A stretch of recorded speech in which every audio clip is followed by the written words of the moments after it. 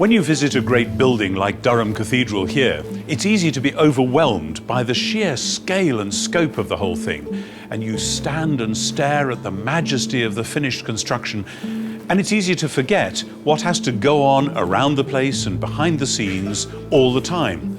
In particular, a place like this, the stonemason's yard. There's also plenty of other people who work around the building, plumbers and carpenters and so on.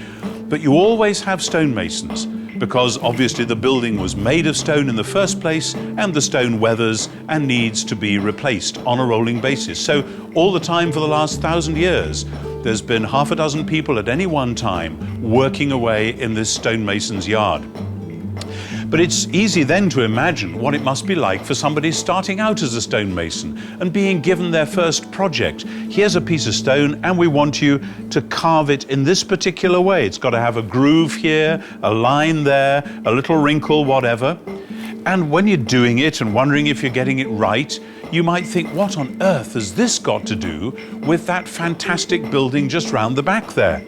As you might actually find it a bit depressing from time to time. But then one day, the master stonemason will come, take you outside, you've finished your piece, you've handed it over, you're working on the next bit, and he'll show you, and there up on the wall of the cathedral is your bit of stone. Tiny now because it's part of a much bigger construction that you could never have imagined.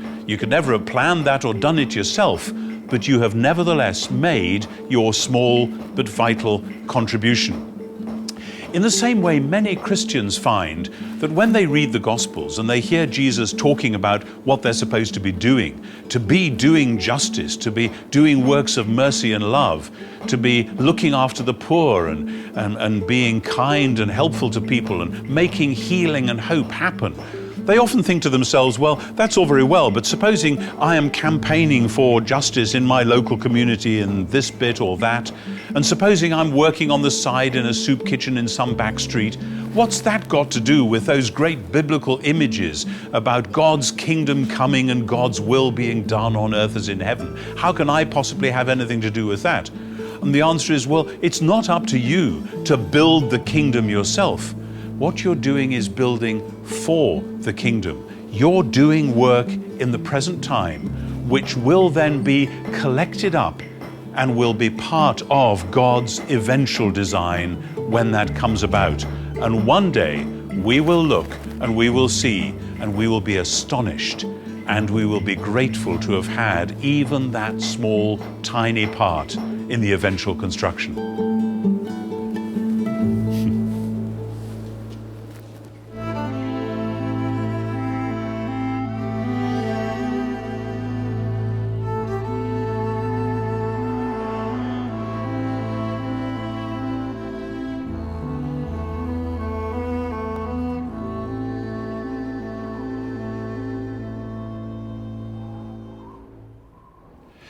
One of St. Paul's longest arguments about anything is his enormous chapter on the resurrection, which we call 1 Corinthians chapter 15, which actually draws together the threads of a lot that he's been hinting at throughout the whole letter.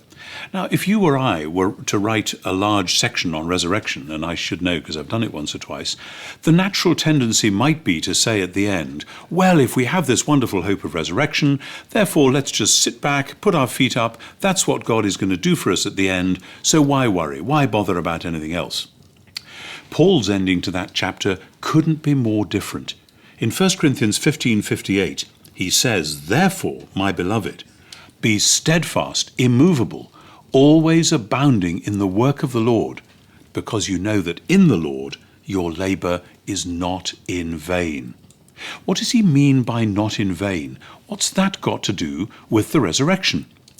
Basically, he means that in the resurrection, God will transform and therefore reaffirm everything that has been good in this world, in this present creation.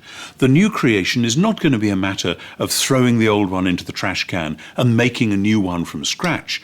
God is going to take everything in this present world that bears the mark of his love and his goodness and his power and his healing compassion. And that will be the raw material out of which the new one is made.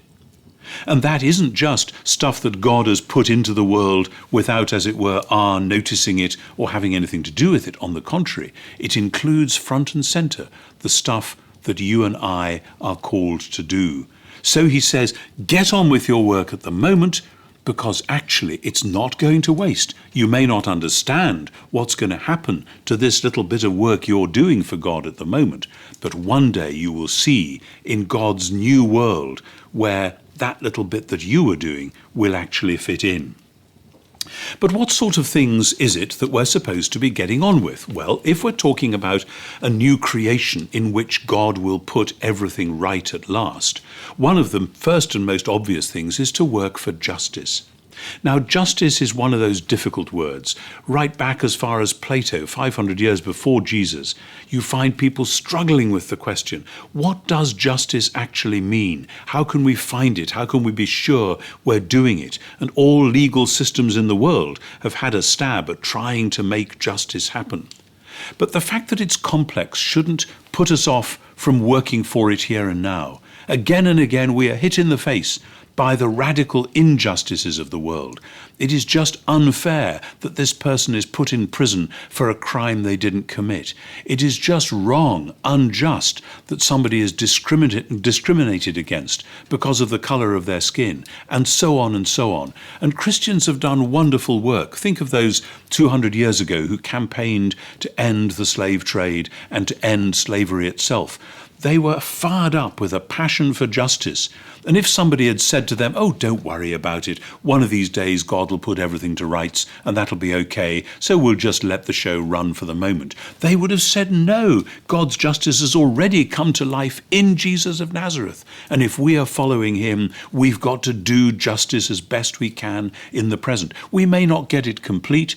The prophet Micah says, do justice, love mercy, and walk humbly with your God. And part of the humility is recognizing that our justice and our mercy will at best only ever be signposts to God's justice and mercy. We don't have that stuff in our pockets, able just to deal with it right the way through. But we have to be campaigners for justice, lovers of justice.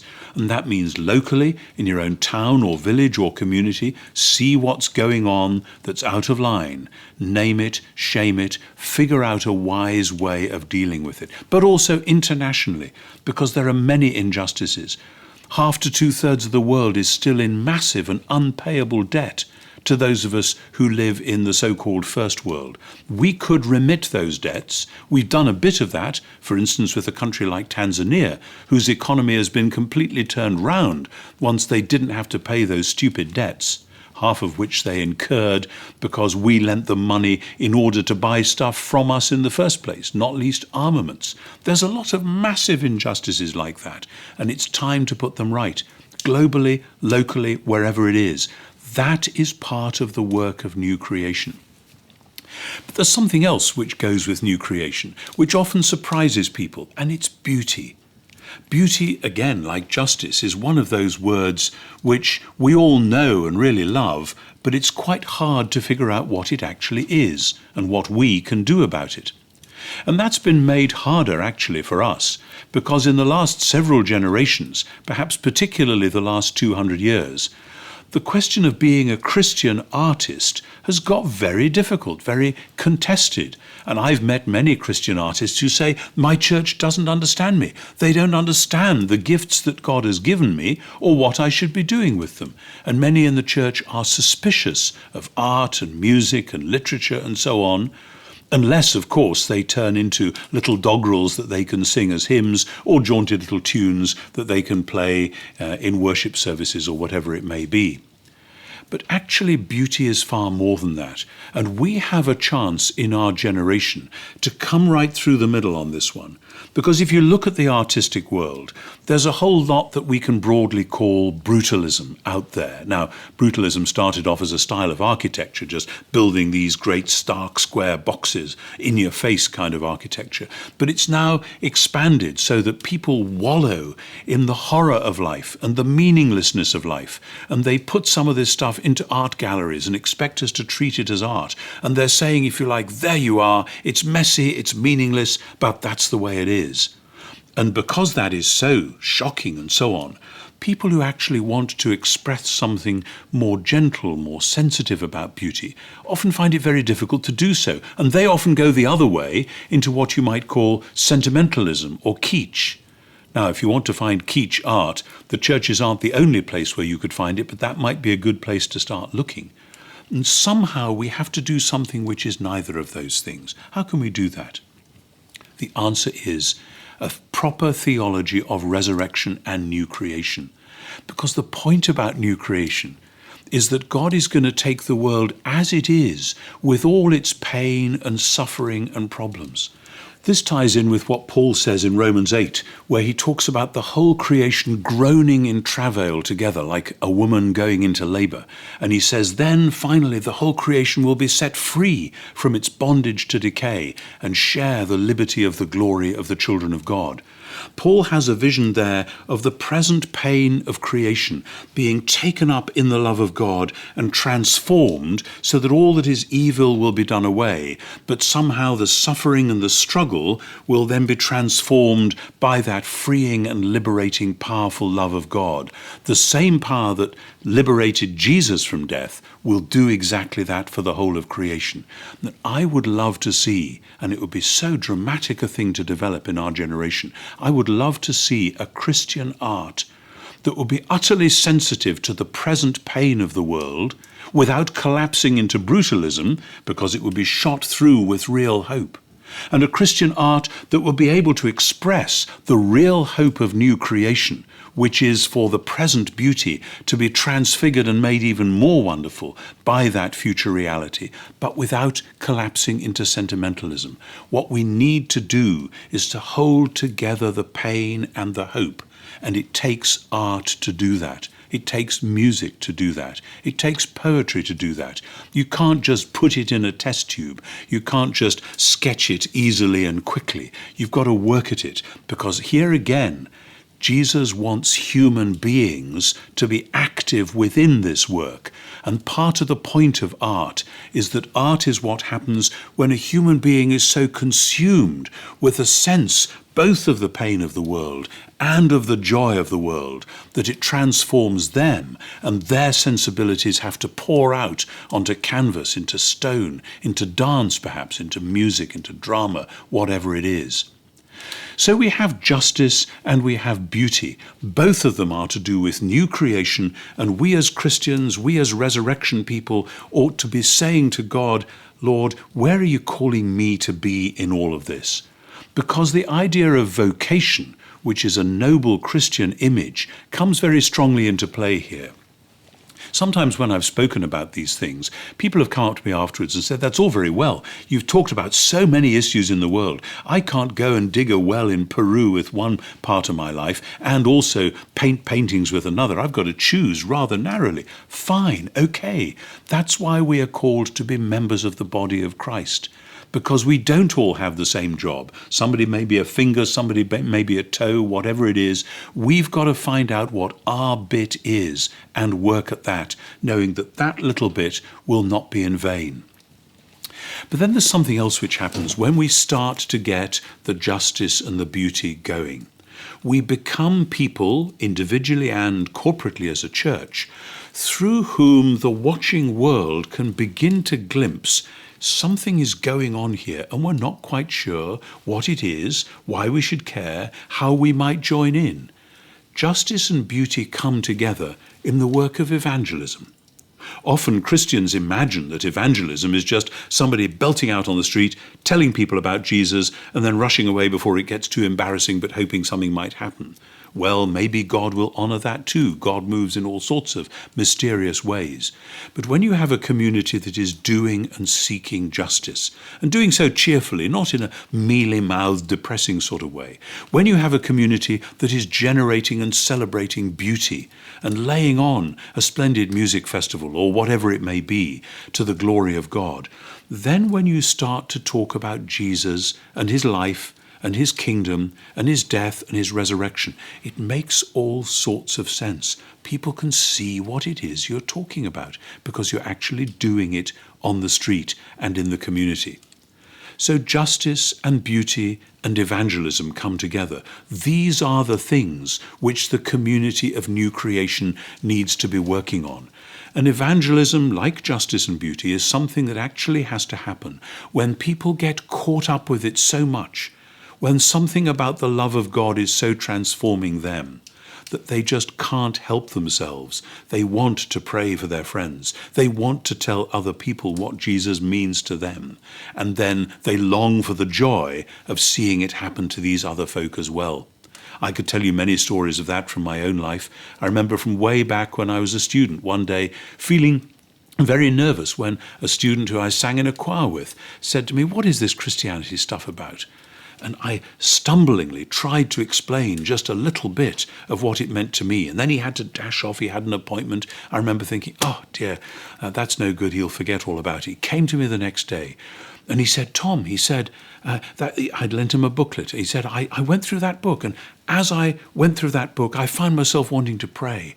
And as I wanted to pray, I found something happening in my heart and in my life. He said, "Something is different. What is it? What's going on?" And of course, he had become a Christian then and there. Now, I wasn't a very good evangelist, just like I wasn't and am not terribly good at justice and beauty. But when we're doing those things, they make sense. It's about a world of new creation, which happens to individuals, but it happens to individuals in order that it can happen through them in the church, through them in and for the wider world. That's how it all fits together. So to come back, as Paul says in 1 Corinthians 15:58, when we're doing this stuff, and we can do it in collaboration with so many other people. Other churches will want to join in, other people in the wider community, maybe people who don't name the name of Jesus for themselves.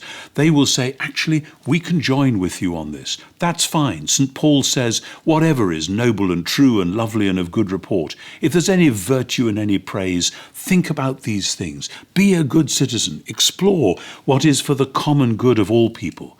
But if you do it out of the love of Jesus, you will find, as Paul says in Ephesians 3, that through the church, the manifold wisdom of God will make itself known to the principalities and powers in the heavenly places. It's Ephesians 3 verse 10, a very powerful verse in that letter.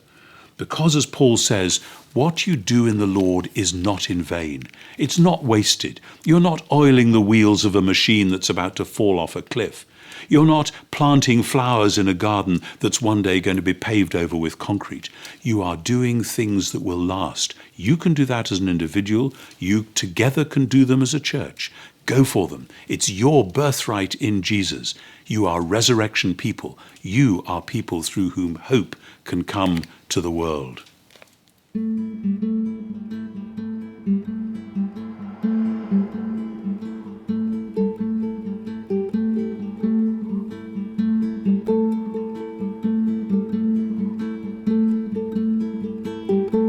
So when you find yourself thinking, as most Christians do from time to time, why am I actually bothering to do this particular project, to do this little piece of work here, to go and help some friend who's in distress or work at something in the community? Then remind yourself of that line we heard from St. Paul. Remember, the work you do in the Lord is not in vain. It's back to the stonemason again. This stuff that he's doing, chipping away day after day, working at it, shaping it. He's not wasting his time. It's not up to him, of course, to build the whole eventual building.